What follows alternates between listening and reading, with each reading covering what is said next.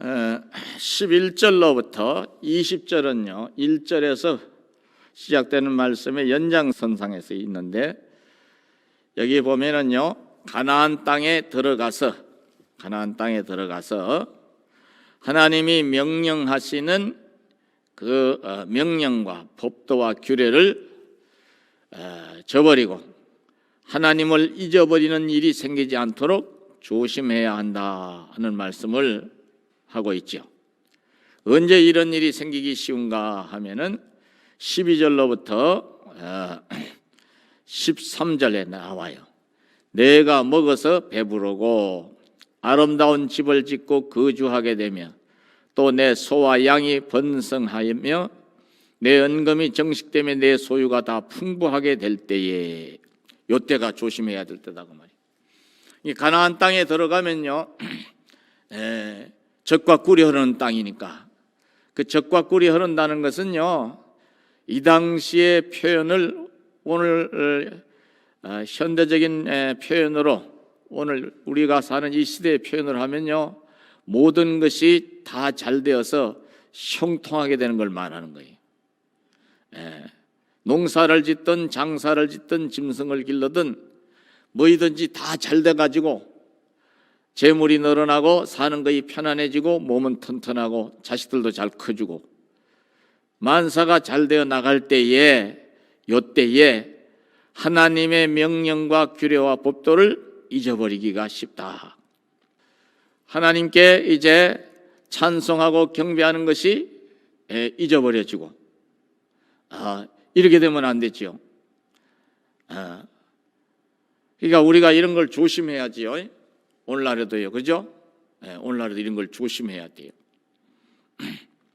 그러니까 사람이 어려울 때도요 낙심하기가 쉽지만요 만사가 착착 잘 되어 나갈 때에 이게 하나님의 은혜를 망각하고 교만해지기가 아주 쉽다, 그 얘기잖아요.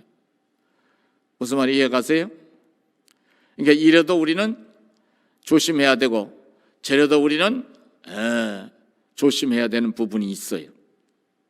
어려울 때는요 욥처럼 끈기를 가지고 그것을 잘 버티면서 여전히 하나님께 감사하고 찬송하고 기도하는 것을 쉬지 않아야 되고, 잘 되어 나갈 때는 하나님 말씀을 더 꽉 붙들고, 내가 말씀에서 벗어나면 큰일 나는 거니까 하나님의 이 주신 은혜를 잊어버리면 안 되니까, 이게 내가 잘나서 잘된 것이 아니고 하나님의 은혜로 잘된 것이니까 그 말씀이 나와요. 내가 잘나서 잘된 게 아니고 이제 하나님 은혜로 잘된 것을 잊어버리면 안 된다는 말씀이 나와요. 17절에 보면요 한번 같이 읽어봐요. 시작. 그러나 내가 마음에 이르기를 내 능력과 내 손의 힘으로 내가 이 재물을 얻었다 말할 것이라. 18절이요. 내 하나님 여호와를 기억하라. 그가 내게 재물 얻을 능력을 주셨음이라.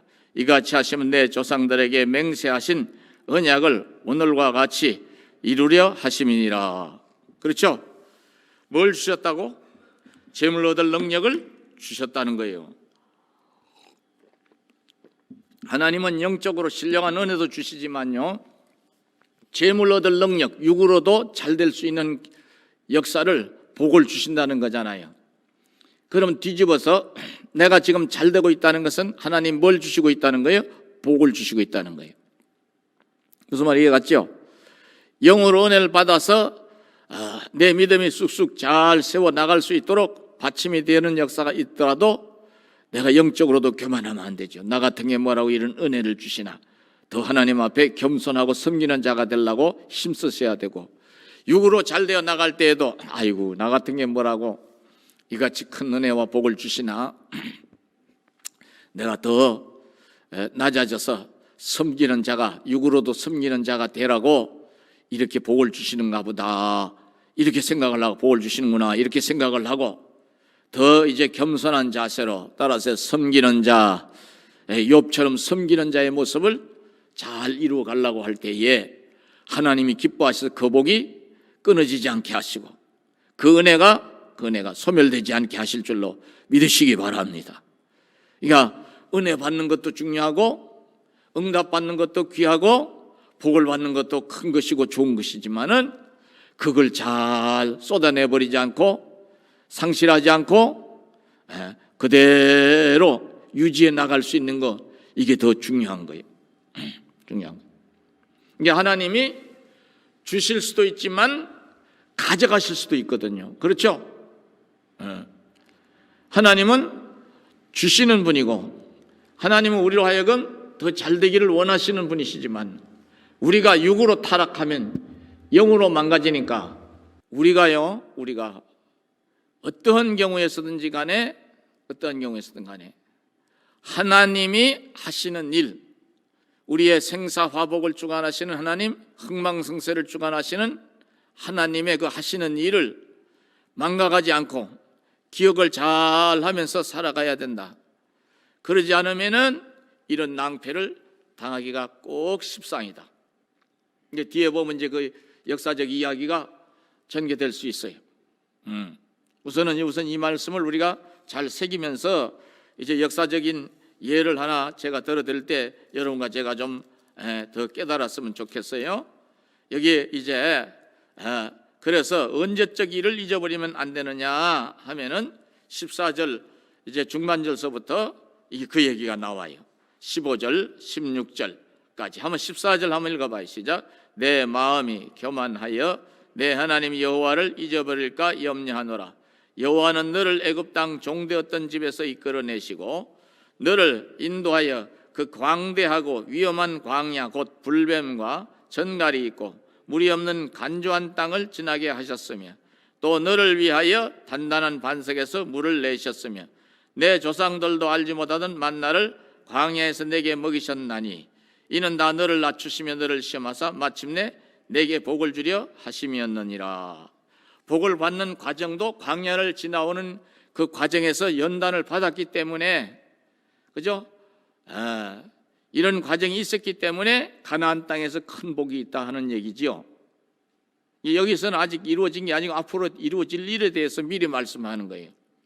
하나님이요 에덴 동산에 아담과 하와를 만들어 놓으시고요 미리 말씀하시잖아요. 선악을 알게 하는 나무의 열매를 어떻게 알아? 따먹지 말라. 그렇죠? 이스라엘 백성들이 가나안 땅에 들어가기 전에 시내산에서 십계명을 미리 주시잖아요. 그렇죠? 그리고 그 계명을 중히 여겨 살아라. 그러면서 이제 이게 훈련이 안 돼 가지고는 머리로만 인식해 가지고는 말씀대로 살기가 어려우니까 광야를 40년을 지나가게 하시면서 뭘 하는 거예요? 하늘에 만나를 먹이시는 거예요. 일용할 양식이 없으니까.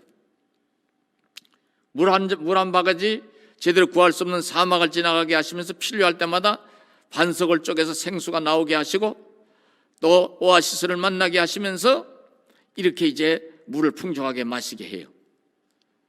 발이 부르타거나 옷이 헤어지지 않게 하시는 놀라운 은혜로 함께 하시는 걸 통해 하나님이 주관하시는 인생은 어느 곳에서나 하나님 말씀을 붙들고 사는 나는 사막에서도 이제 부족함이 없는 인생이 되고 저 적과 꿀이는 가나안 땅에서도 풍성한 인생이 되고 하는 것을 보여주시면서 훈련을 시키시면서 사람이 뭘 가지고 사는가? 세상 사람은 돈이 있어야 산다고 그래요. 우리는 따라서요 말씀으로 사는 사람. 우리는 하나님 말씀 가지고 산다. 사람이 떡으로만 살 것이 아니요 여호와의 입에서 나오는 모든 말씀으로 살 것이니라 하신 말씀대로 이 훈련을 제대로 해야죠.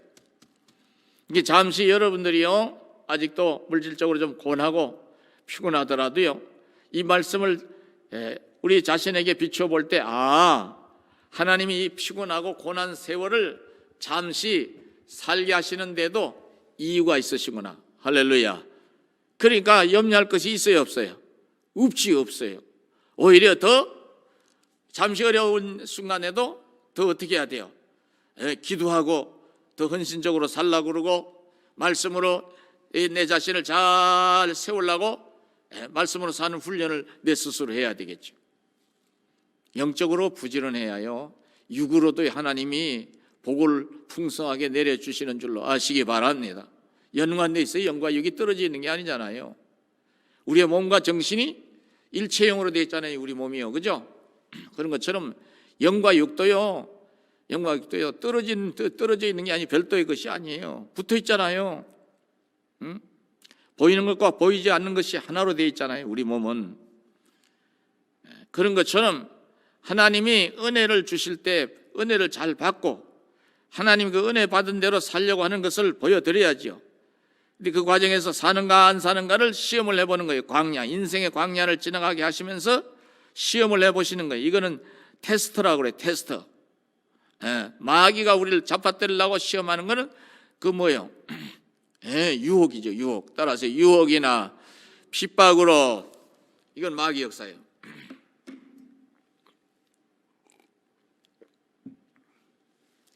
마귀 역사는 물리쳐야 되는 줄로 아시기 바랍니다. 그러나 주님이 우리의 믿음을 보시려고 그때 단련하시는 과정에서 테스트를 하실 때에는요, 저와 여러분이요 아브라함처럼요 합격하는 믿음이 되고, 욥처럼요 하나님이 너무 감격하셔서 갑절의 복 주시는 그런 수석 합격하는 인생이 되어야 될 줄로 아시기 바랍니다. 다니엘이가 남의 나라에 끌려가죠. 세 친구와 더불어. 거기에서 시험이 지나가요. 시험이 지나갈 때 그 시험에 다니엘과 그 세 친구들이 불합격해요, 합격해요? 합격하죠. 불법불 앞에서 우상 앞에 절하느냐 죽음을 택하느냐 하는 기로에 섰을 때 죽음은 죽으리다 하고 우상 앞에 절대로 절하지 않는 가운데서 그 시험을 통과하잖아요. 다니엘이가 나라를 위해 작전 기도하는데 대신들이 그거를 빌미로 해서 다니엘 사자굴에 던져넣어서 사자밥이 되게 하려고 계계를 꾸미는 걸 다 알면서도 다니엘이는 어떻게 해요? 내가 조국을 위해 기도하는 이 기도가 얼마나 중요한데, 우리나라가 망해서 지금 남의 나라에 포로로 끌려와 이렇게 사는, 나는 다행히도 하나님 은혜로 이렇게 느부갓네살 그 다음에 이제 벨사살 이렇게 이어가잖아요. 느부갓네살 왕의 총애를 입어서 저 이제 궁정에서 좋은 음식, 좋은 옷, 좋은 집에서 살면서 편안한 인생을 누리고 있지만은 우리 백성들이 얼마나 고생하고 있나. 그러니 나 혼자 몸 호요식하자고 이걸 모른 척하면 안 되지. 차라리 내 목숨을 내놓더라도 내가 나라를 위해서 기도해야지. 신앙인은요 이런 의리가 있어야 돼요. 따라서 나만 생각하지 말고 나라를 생각하고 우리 주변을 생각하고 우리 교회 공동체를 생각하고 여러분이 이런 넓은 마음을 가지고 사시기를 축원하겠습니다. 이 다니엘이가 이렇게 기도할 때에 대신들이 어떻게 해요? 모함을 해가지고 기어이 왕까지 걸려들게 해서 왕이 기어이 다니엘을 사자굴에 던져넣지 않으면 안 되도록 함정을 파가지고 사자굴에 던져버리잖아요. 그러나 사자굴에 던져질지라도 눈 하나 깜짝 안 하고 죽으면 죽으리다 하고 나아갈 때 사자들이 다니엘을 잡아먹질 못해. 나중에 보니까 하나님이 천사들을 보내서 사자에 입을 막으시고 사자의 주둥이를 다 꽉 붙들고 있게 하시고, 할렐루야. 왕이 새벽에 근심이 돼서 가장 자기가 신임하고 어려울 때 의지할 만한 책사였던 다니엘이가 사자밥이 된 것에 근심을 하고서 못된 이 신하들 간신배들에 의해서 자기가 그 농간에 넘어진 것을 분해하면서 혹시라도 그래도 다니엘이가 살아있지 않겠나 하고 가서 사실은 하나님의 종 다니엘아 네가 살았느냐 죽었느냐 하고 물을 때 왕의 그 음성을 듣고서 다니엘이가 대답을 하잖아요. 그러니까 그 시험에서 다니엘이가 이길 수 있었던 것은 따라서요 죽은 자를 살리시는 하나님의 전능하심을 믿는 신앙이 있었거든. 시험을 지나갈 때에 하나님은 죽은 자도 살리시고 없는 것도 있는 것 같이 부르시고 가난한 자를 부하게도 하시고 부한 자를 가난하게도 하실 수 있으니 나는 하나님 손에 있는 생명이요 나는 하나님의 손에 있는 인생이니 나는 아무리 내가 좀 어렵고 힘들어도 여전히 따라서 주여 믿습니다. 감사합니다. 할렐루야로. 다니엘이가 승리했던 것처럼 우리도 이렇게 믿음의 합격자가 되어야 될 줄로 아시기를 바랍니다. 바로 이런 신앙, 이런 이제 온전한 믿음, 이제 우리가 성품면에서는 평생에 이제 성화를 해나가야 되지만, 거룩한 모습으로 바꿔가야 되지만, 믿음에 있어서만큼은 딱 부러지는 믿음, 변치 않는 믿음, 일편단심의 믿음을 가지고 살아야 된다 이 말이에요. 말씀에 붙들리면 이렇게 되는 거예요. 은혜를 의지하고 은혜 속에서 살라고 하면 이런 신앙이 될 수가 있는 거예요. 또 이렇게 되기를 축원하겠습니다. 근데 이렇게 해 나가서 끝까지 이어가면은 자손 만대 이르기까지 하나님이 크게 복을 주시지만은 반대로 이제 19절에서 20절을 보면 돼요. 19절 20절 한번 읽어보십시다. 19절 시작. 내가 만일 내 하나님 여호와를 잊어버리고 다른 신들을 따라 그들을 섬기며 그들에게 절하면 내가 너희에게 증거하노니 너희가 반드시 멸망할 것이라. 여호와께서 너희 앞에서 멸망시키신 민족들 같이 너희도 멸망하리니 이는 너희가 너희의 하나님 여호와의 목소리를 청정하지 아니함이니라. 아멘. 아이고야. 만약에 하나님을 잊어버리고 어떻게 할 때 먹어서 배부르고 아름다운 집을 짓고 대저택을 짓고 뭐 풀장도 갖추고 그렇죠? 거주하게 되면 모든 재물이 풍성하게 되어서 이제 사람들로부터 가난한 사람들로부터 이렇게 존중을 받고 존경을 받고 칭찬을 들을 때 그만 교만해져 가지고 하나님을 잊어버리고 또 방탕한 길로 가고 싶은데 명분이 없으니까 이 당시에는 이제 다른 신들을 섬기는, 그 신들을 섬기는 의식 속에 남녀간의 방탕한 짓 한 글이 그것이 프로그램이 들어있었기 때문에 이렇게 음란하고 방탕한 그런 짓거리를 하면서 다른 신들을 믿음의 대상으로 삼게 되면은 내가 너희에게 증거하는 너희가 반드시 멸망할 것이라. 반드시. 여호와께서 너희 앞에서 멸망시킨 민족들 같이 이 가나안 7족속 또 나머지 이제 하나님을 대적하던 족속들을 멸망시키신 민족들 같이 너희도 멸망하리니. 근데 이 말씀이 언제 이제 이루어지느냐 하면 그 예를 이제 들어드릴게요. 이스라엘 백성들이 가나안 땅에 들어가서요, 여호수아가 이제 통치하던 시대를 지나고 사사 시대로 접어들어요. 사사 시대에 벌써 타락하기 시작해.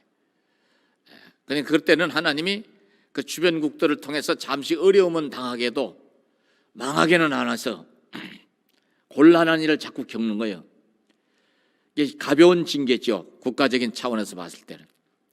이제 어려워서 하나님 앞에 이제 부르짖으면 하나님이 사사들을 세워. 사사들을. 삼손이라든가 여성 사사였던 드보라라든가 또 기드온이라든가 입다라든가 이런 사람들을 세워가지고 그 이스라엘 민족을 다시 도탄에서 구원해 내셔요. 그런 중에 꾀가 난 거예요. 이스라엘 백성들이. 우리도 왕을 세워서 왕이 통치하는 세상을 좀 살았으면 좋겠다. 주변국처럼. 하나님의 통치를 받기는 싫고 그래도 우리를 지도하는 지도자 인간의 왕이 있으면 우리가 좀 마음대로 좀 왕을 쥐락펴락할 수 있지 않겠나. 이런 이제 잔꾀가 난 거예요. 그렇게 해서 이제 기어이 고집을 부리잖아요. 사무엘이가 사사로 있을 때에 이 사무엘이가 마음이 아파서 만류를 안 들어먹으니까 하나님이 저네들 소원대로 해주어라. 그래서 소원대로 해주는 거예요. 하나님 기뻐서 해주시는 것이 아니라 이네들이 쓴 체험도 해봐야 하나님을 왕으로 섬기며 사는 것이 얼마나 복된가를 알게 될 것 같으니까, 알게 될 것이 분명하니까 이렇게 이제 들어주시는 거예요. 그래서 왕을 세우는 최초의 왕이 사울이잖아요. 40년 통치를 하지요. 그 다음에 이제 다윗이 왕이 돼요. 그 다음에 이 다윗의 아들이었던 솔로몬이가 왕이 돼요. 이게 40년, 120년이 지나가. 이게 통일왕국 시대라고 그래요. 근데 솔로몬 노년에 가서 망령이 나서 어떻게 해요? 우상을 섬겨. 여러 나라에서 데리고 왔던 부인들 첩들이죠. 1000명 가까운 1000명이 넘죠. 1000명에 육박하는 이런 아내들 첩들의 앙탈에 못 이겨서 우상을 만들어서 우상의 정각을 만들어서 이제 세우게 하고 거기에 절을 올리고 하나님이 책망을 하는데도 잘 들어먹질 않아. 하나님이 나라를 두 쪽에 나게 해서 열지파가 떨어져 나가서 북쪽 이스라엘 왕국이 들어서요. 솔로몬의 신하였던 여로보암에서 열지파가 북이스라엘 왕국을 세우는 거예요. 수도를 사마리아로 해서 나머지 두 지파 딸랑 명맥만 있는 그런 두 나라로 유다 왕국이 이제 시작이 되는 거예요. 이건 솔로몬의 아들이었던 르호보암이 왕으로 하는 거예요. 이게 북쪽 이스라엘 왕국이요. 이렇게 해서 253년간 19명이 왕이 이제 통치를 이어가는 거예요. 19명이면요 적은 숫자는 아니죠. 이렇게 이어가는데 이네들은 금방 어떤 일이 일어나냐면요, 오늘날로 말하면 구테타야.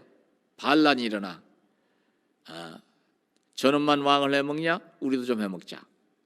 이래가지고요 서로 그 자리를 뺏으려고 악의 다툼을 해가지고 왕조가 9번이나 바뀌는 거예요. 근데 남쪽 유다 왕국은요, 하나님이 다윗의 그 신앙을 보시고 또 아브라함과 이삭과 야곱에게 약속하신 그 약속을 이루시기 위해서요, 다윗의 후손으로 쭉 시드기야 왕 때까지 망하지 않고 한 왕조로, 구테타 일어나는 걸 일어나지 않게 하시고 쭉 한 왕조로 이어가게 하는 거예요.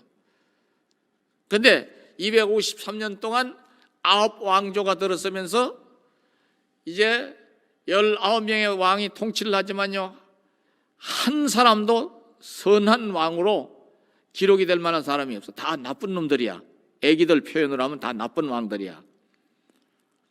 그러다가 BC 722년 통치, 분열 왕국 통치 253년 만에 북왕국 이 이스라엘이 아시리아라고 돼요. 영어식 발음으로. 아수르의 살마네셀과 그의 아들 사르곤에 의해서 완전히 망해요. 살마네셀이 전쟁하다 죽지요. 그 다음에 아들이 그 살르곤이 이제 통치를 이었는데 두 왕 때 완전히 무너져 버려. 그래서 포로로 끌려가고 다 흩어지는 바람에 북쪽은요, 혼혈, 또 아수르의 왕이 혼혈 정책을 쓰는 바람에 피가 섞여서 순수한 이스라엘 민족의 혈통이 사라져 버려요.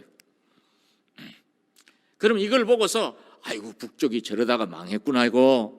그럼 남쪽 유다 왕국의 지도자나 지식인들이나 좀 똑똑한 사람들이 그걸 각성을 하고 우리도 잘못하면 저렇게 망하겠구나 하고 하나님께로 돌아가자 운동을 하고 선지자들의 말을 귀담아 듣고 믿음을 잘 세우면 얼마나 좋아요.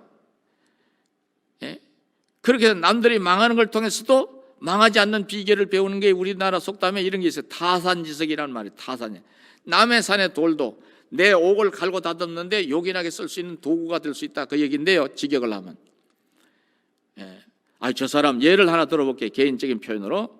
저 사람 자꾸 술 먹고, 옛날 말로 하면 도박, 노름만 하더니 이제 결국 망했어. 사람이 그 도박 같은 거는 명절이라도 장난삼아라도 그런 거 하면 못 쓰겠어, 안 해야 되겠어. 그래서 자꾸 술 먹으면 정신이 혼미해져서 이 사람 말에 넘어가 저 사람 말에 넘어가고, 그게 혼미한 정신이 도박을 하니 멀쩡한 정신으로 해도 안 되는데 되겠어?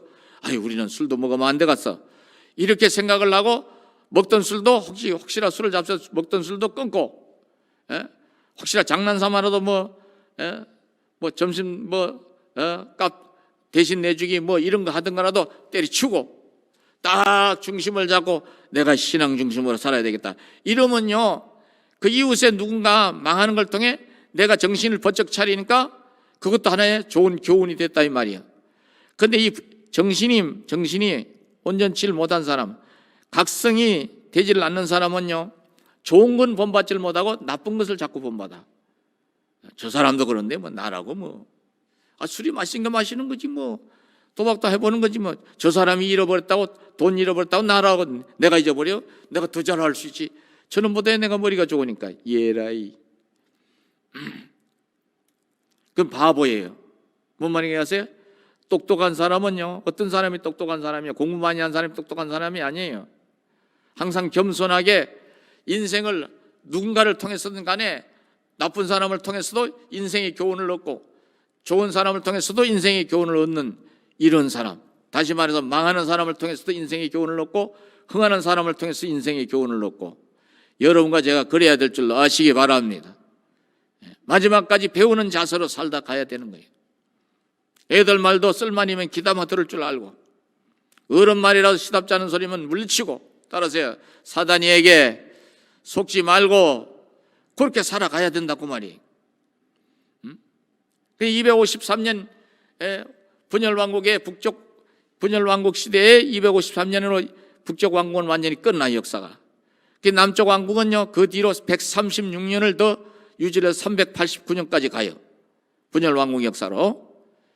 근데 136년 뒤에 이 남쪽 유다 왕국도 결국은 타락할 대로 타락해서, 그때는 바벨론 제국이라고 그러죠. 바벨론이라는 나라가 득세할 때니까 바벨론에 의해서 어떻게 되느냐면요, 완전히 망해버려.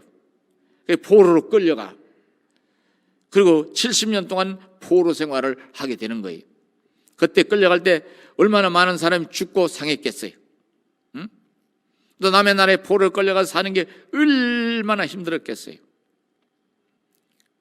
그래서 완전히 왕조 시대가 막을 내리는데 120년 더하기 389년 남쪽 유다 왕국까지 더하면요, 딱 509년이 나옵니다.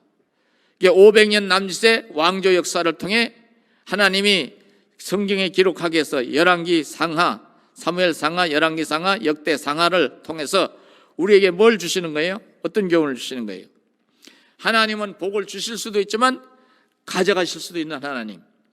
하나님은요, 하나님을 제일로 삼고 뜻대로 사는 자에겐 복을 넘치게 주시고 나라도 안정되게 하시지만, 하나님이 보실 때 왕으로부터 백성들에게 타락이 되고, 그게 그 타락되는 가운데서요, 이네들 이스라엘 역사를 들여다보면요, 선지서를 읽어보면요, 타락돼서 망해갈 때 나라가 완전히 여러 가지로 곤란한 일이 생길 때 들여다보면요, 좀 힘 있는 자들이 없는 자들, 약한 자들을 그렇게 괴롭힐 수가 없어. 심지어 한 집안에서 그 당시에는 여자들이 행세를 못할 때예요. 큰 소리도 못 치고. 우리나라 조선시대 비슷한 그런 풍습이 있던 시대라. 이 부잣집 영감님들이 마누라가 늙었다고 타박을 하다가 내쫓아버렸죠. 종이 한 장에 이혼 정서가 써주고 내쫓아버려. 그리고 어린애들 데려다가 제 마누라로 삼고서, 쫓겨난 사람들은 어디 가서 일할 자리도 없잖아요. 옛날에는요, 농경사회니까. 그래서 광야에서 허덕허덕 하면서 통곡을 하고 울고, 이제 하소연할 데가 없으니까 하나님께 호소를 하다 보니 하나님이 어떻게 그 눈물을 안 들으실 수가 있어요. 그래서 성경에서는요, 하나님은 고아와 과부의 재판장이시라고 그랬어요. 사회적 약자를 함부로 내가 힘 있다고 갑질하면서 못 살게 굴면 하나님이 판단을 하셔서, 사람이 어찌하지 못한 하나님이 재판을 하셔서, 따라서요, 모든 것을 옳은 대로 돌아가게 하시는 분인 줄로 아시기 바랍니다. 천벌받을 짓 한다 그 말이요, 사람 앞에서 보면 곧다고 짓을 하면. 오늘날에 이런 인간들이 우리 사회다 보면 가끔씩 유튜브나 뉴스에 나오죠, 그죠? 사람이 어찌하지 못하지, 빽 있고 돈 있고 권력 있으니까, 또 살아있는 권력에 핵심부에 지네들 편이 있으니까. 그런데요, 사람이 어찌하지 못하면 하나님이 심판하시는 거예요. 이걸 몰라요. 공부를 많이 했어도. 인생을 깨달아야 하는 거예요. 어떻게 깨달아야 돼요? 따라서 말씀으로, 여러분과 제가 항상 말씀으로 깨닫고 또 깨달아야 될 줄로 아시기 바랍니다. 이스라엘 사람들이 그래서 망하는 거예요. 그런데 하루아침에 그냥 말 안 들어서 죽이는 거 아니에요. 망하게 하는 게 아니에요. 오래 참으신 거예요. 509년 세월 동안에 오랫동안 참으시면서 가벼운 징계, 중징계도 하시면서 참으시고 선지자를 세워서 계속 말씀을 하시는데도 이것들이 끝내 고집을 부리고 안 들어먹으니까 폭삭 북쪽 먼저 망해서 남쪽이라 정신 차리게 했더니 이것들은 정신을 차리기는커녕 한수 더 떠네. 처음에는 정신 차리는 척하다가 그래서 하나님이 완전히 거들이 나게 하는 거예요. 왕조 시대가 끝나면서 이스라엘 왕국의 역사가 끝나면서요, 이때서부터는 이스라엘 역사가요 내리막길이 되는 거예요. 내리막길. 망하는데도 망하는 이유가 있는 거예요. 그러나 여러분들요, 우리는 이 땅에서도요 하나님 영광을 드러내면서 살아야 되기 때문에 따라서요 흥한한 자가 되어야 한다. 흥한한 자가 되는 비결을 우리에게 계속 반복해서 주잖아요. 핵심이 간단해요. 따라서요, 말씀을 새겨서 듣고, 말씀을 잘 새겨서 듣고 그 말씀을 붙들고, 연단을 받을 때도 그 말씀을 붙들고 연단을 잘 받아가지고 항상, 따라서요, 재물이 많아져도 나는 재물에 의지해서 살아, 말씀으로 살아. 나는 말씀으로 사는 자다. 한번 하십시다. 주여, 말씀대로 살겠습니다. 이렇게 나가면은 여러분의 세월과 제 세월이 절대로 내리막길이 되지 않아요. 따라서 평탄한 길 주시고, 정말로 그 가는 길목길목에 좋은 일로 오는 것을 많이 만나보게 하시고, 할렐루야, 그러게 되기를 축원하겠습니다.